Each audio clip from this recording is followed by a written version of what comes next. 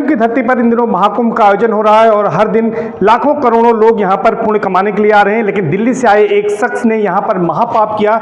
उसने न केवल यहां पर अपनी पत्नी की हत्या की, बल्कि अपनी पत्नी की हत्या के बाद उसने परिजनों को भी गुमराह करने की कोशिश की कि उसकी पत्नी महाकुंभ की इस लाखों करोड़ों की भीड़ में कहीं खो गई है।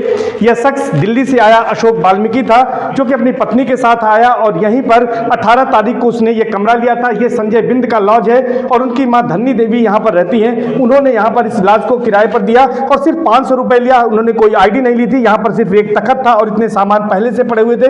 कुंभ के मद्देनजर यहां पर अस्थायी रूप से एक गेस्ट हाउस बनाया गया था और यहीं पर अशोक वाल्मीकि रहा। वो पत्नी को इसलिए मारना चाहता था, उसने पूछताछ में बाद में यही बताया, क्योंकि उसका किसी दिल्ली के महिला से अवैध संबंध था जिसका पत्नी विरोध करती थी और पहले से ही उसको मारना चाहता था और इसी इरादे से वो लेकर महाकुंभ पहुंचा था। और ये बाथरूम बिल्कुल इसी कमरे से सटा हुआ है। इसे बाथरूम में करीब 3 बजे के बाद, जैसा कि मकान मालकिन यहां पर बता रही है धन्नी देवी, इसी बाथरूम में चाकुओं से गला रेत कर अशोक वाल्मीकि ने हत्या कर दी और हत्या करने के बाद वो अपने सभी सामान लेकर फरार हुआ।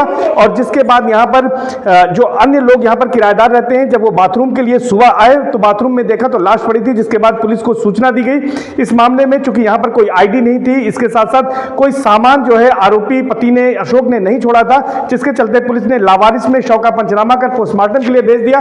पुलिस इस मामले की तफ्तीश कर ही रही थी। इस बीच आरोपी अशोक वाल्मीकि का बेटा यहां पर अश्विन आया और उसने जाकर पोस्टमार्टम हाउस में शव की शिनाख्त की और अपनी मां के रूप में, जिसके बाद पुलिस ने अपनी तफ्तीश को आगे बढ़ाया। इस मामले में झूसी थाना पुलिस ने एफआईआर पहले ही रजिस्टर कर ली थी और पुलिस ने इस मामले में जब कार्रवाई शुरू की तब पुलिस ने इस मामले में पाया कि उसकी अशोक की तलाश शुरू की। अशोक फरार हो चुका था। अशोक जब यहां पर उसकी पुलिस की गिरफ्त में आया, दरअसल अश्विन ने ही अपने पिता को बुलाया और बहराना से पुलिस ने उसे गिरफ्तार कर लिया।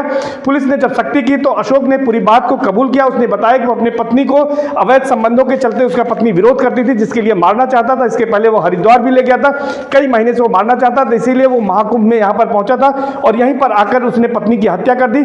फिलहाल पुलिस ने उसके इकबालिया बयान के आधार पर उसको गिरफ्तार कर लिया है और उसे कोर्ट में पेश करने के बाद फिलहाल जेल की सलाखों के पीछे भेज दिया गया है और पुलिस अब इस मामले में आगे की कार्रवाई भी कर रही है।